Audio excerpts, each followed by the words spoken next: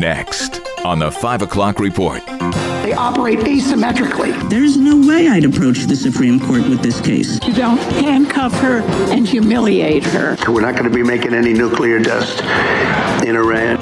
Now, let's go to the newsroom. A two-part Supreme Court showdown. Good afternoon. Thank you very much for joining us. I'm Mark Webster. The highest court in the land today heard arguments on injunctions from some U.S. District Court judges, all striking down the Trump administration's order barring children born to illegal immigrants from getting the automatic U.S. citizenship that other kids born in the U.S. automatically get. But that aspect was arguably overshadowed by a larger issue. Just what level of authority should such judges have in deciding cases with national ramifications? Solicitor General Dijon Sauer says those judges are overreaching. They operate asymmetrically, forcing the government to win everywhere, while the plaintiffs can win anywhere. Justice Elena Kagan is a former Solicitor General. If I were in your shoes, there's no way I'd approach the Supreme Court with this case. CBS's Jan Crawford says Trump isn't the first Oval Office occupant unhappy with the power of federal district judges. Presidents in both parties, going back President Obama, President Biden, they also opposed nationwide injunctions because Republicans were going to judges in conservative states and getting them to enter their rulings that applied nationwide. Court insiders say while most of the justices seem opposed to ending birthright citizenship, the conservative majority seem more inclined to hand the White House what it really wants, a legal remedy to rein in judges who've halted Trump's policies regarding immigration, DEI initiatives, and cutting federal spending.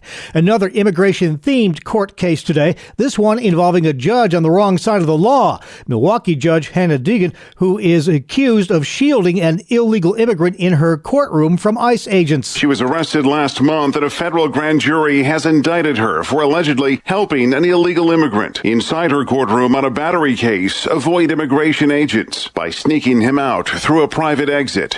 Meantime, outside federal court in Milwaukee, dozens of Dugan supporters. You don't handcuff her and humiliate her. That's not the America that I know. Fox's Jeff Manasso, a trial set for this summer in that case. Newark, New Jersey Mayor Ras Baraka is facing trial following his arrest last week for allegedly trespassing at an ICE detention center, says the mayor. No matter what they say, I wasn't down there protesting. But guess what? People who were down there protesting have a right to do that.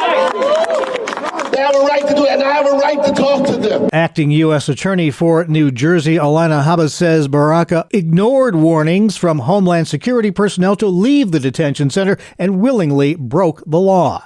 Next to the Middle East, where President Trump is wrapping up a 4-day trip there. Much of the trip was full of feel-good photo ops with heads of state and pledges of a lot of support for the U.S. But the region's most concerning state, Iran, is on Trump's mind as well. He says he's holding out hope that the U.S. can work out a deal to curtail Iran's nuclear ambitions. Iran has sort of agreed to the terms. They're not going to make, I call it in a friendly way, nuclear dust. We're not going to be making any nuclear dust in Iran. Fox's Lucas Tomlinson is traveling with the president, who also visited a U.S. airbase. All the soldiers and airmen here at Al Udeid giving the president numerous standing ovations. It's been a very busy trip. The theme has been commerce. The president's been saying it's commerce, not conflict. But the president says he's here to do deals. Trump had hinted he might be headed from there to Turkey for talks with Russia on Ukraine. But it's tough to have productive peace talks if most of the major players don't show up. Volodymyr Zelensky had challenged Vladimir Putin to meet him for peace talks in Turkey. With the Russian leader sending second-tier negotiators, President Zelensky accused him of not being serious about peace. The Ukrainian says it's disrespectful to his country, Turkey, and American intermediaries. Jonathan Savage, President Trump says it'll take a face-to-face meeting between him and Vladimir Putin to forge a Ukrainian peace deal. A lot of Americans under threat of severe weather in the Midwest this afternoon. Cities like Milwaukee and Chicago watching these skies carefully with the threat of large hail, maybe some strong tornadoes and hurricane-force wind gusts. And that's not the only weather issue. They say everything's bigger in Texas, and right now, that includes the heat. George Fedez of San Antonio Metro Health told us the city has converted many libraries into cooling centers. And for one, they can come in and get some cold water. That's one thing we really have to worry about is the dehydration. The National Weather Service says this is one of the most severe May heat waves the region has ever seen. That's CBS's Omar Villafranca. Still to come here on the 5 o'clock report, prayers for victims of a house explosion, weighing the future of some Penn State campuses, and safeguarding the rights of homeschoolers. I'm Kevin Williams, and here is your Family Life regional weather forecast. Well, cloudy to partly cloudy skies with an evening shower or thunderstorm for some. Then numerous showers and isolated thunderstorms will move from west to east across the region late tonight into your Friday. Low temperatures tonight near 60. Warm and muggy on Friday with high temperatures 70s and low 80s. Saturday mostly cloudy, some showers and rumbles. Highs in the 70s, but with falling temperatures in the afternoon across western New York and western Pennsylvania. Then much cooler region-wide on Sunday. All right, thank you very much, Kevin. Now checking out the stories making news where you live across New York and Pennsylvania. A prayer service in the hamlet of Lakeview, New York last night as friends remembered an elderly couple caught in a house explosion that claimed one life and left the other with critical injuries. Joanne Pease died in the Monday night blast in her Lakeview home while her husband John remains hospitalized. The couple attended Lakeview Community Church, where these fellow members gathered for last night's prayer service, telling WKBW. I pray they have what peace they can with what's going on. It's confusing for people. Why did a godly person die and die so horribly? And we have to trust in divine providence. God has a purpose and a reason, and it's our job to keep loving God and loving each other. National Fuel and the New York State Public Service Commission say a thorough inspection of the area found no gas leaks or operational issues, so the cause of that blast remains under investigation. A tentative deal reached yesterday in a strike involving shuttle bus drivers and cashiers at Buffalo Niagara International Airport. The deal comes 2 days after workers walked off the job, demanding better pay and safer working conditions. A worrisome viral social media challenge is creating hazardous situations in upstate New York. Classes at a Baldwinsville high school resumed today following a Chromebook fire. Smoke was reported in a computer classroom yesterday. The building evacuated. Officials looking into whether the fire was the result of a Chromebook challenge. It's a social media trend where students jam objects into the laptop ports, causing them to ignite.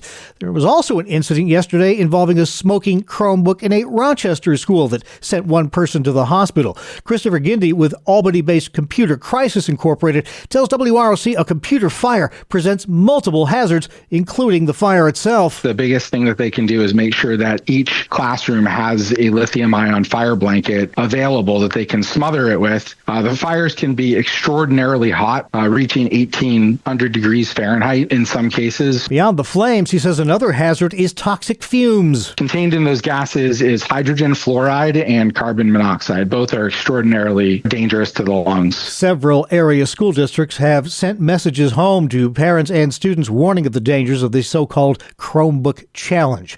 The main campus building at Finger Lakes Community College back open today after a bomb threat there. Authorities say 19-year-old Nari Watts claimed he had a bomb in his backpack yesterday. That forced the evacuation of a building. As a precaution, he ended up being caught by campus police before being turned over to the Ontario County Sheriff's Department. No explosives were found. Penn State trustees are scheduled to meet today as they consider recommendations to close a number of the school's satellite campuses.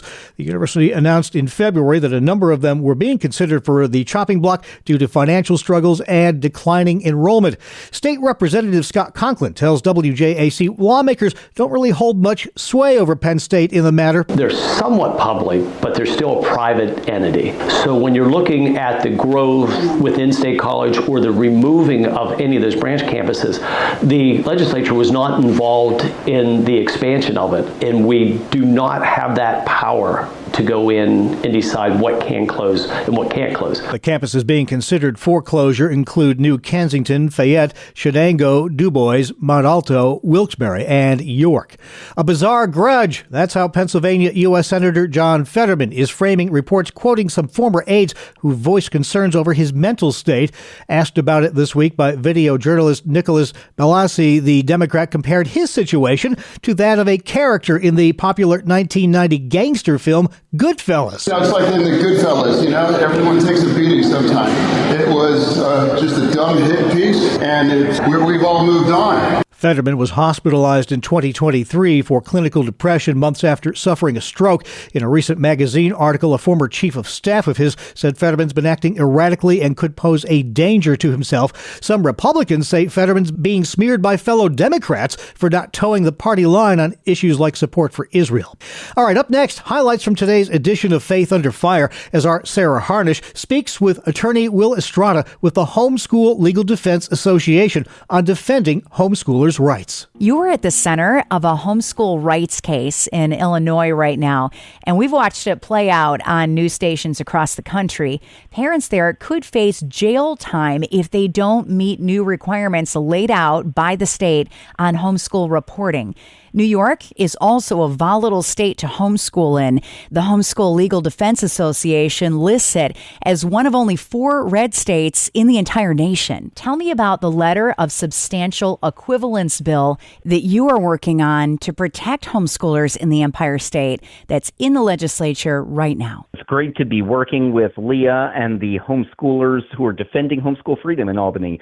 New York has one of the most highly regulated homeschool laws, and this bill that's been introduced is really just a simple bill. It says a homeschool student could receive a letter of substantial equivalence, which would be used to verify that they followed the homeschool law and that they are a homeschool graduate. This would fix the issues for college enrollment or college admission, jobs, and other issues where homeschool high school diplomas are sometimes looked at as scant. How does this protect homeschoolers in New York State? It will make it easier for homeschool high school graduates to be able to get into college, to be able to get a job, to be able to work for New York State government. The interesting thing is I was homeschooled for a couple of years in New York State, then homeschooled the rest of my K-12 homeschool education in Pennsylvania.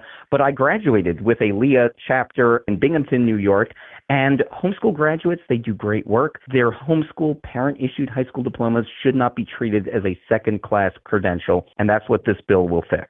There's another bill that's in the works. It's called the Fair Play Bill. And I've always been a firm believer that if you're paying school taxes and you have school-aged children, they should be allowed to take part in extracurricular activities. So tell me a little bit more about this bill. The interesting thing, Sarah, is if you cross the border and go into Pennsylvania, you as a homeschooler who lives in Pennsylvania have the legal right to play sports on a public school team, to do extracurriculars and co-curriculars like band and music, and even to do career and technical education in the local public schools. Obviously, every parent needs to decide what's best for their child, but it gives families that freedom if they want to do it. They're paying their taxes.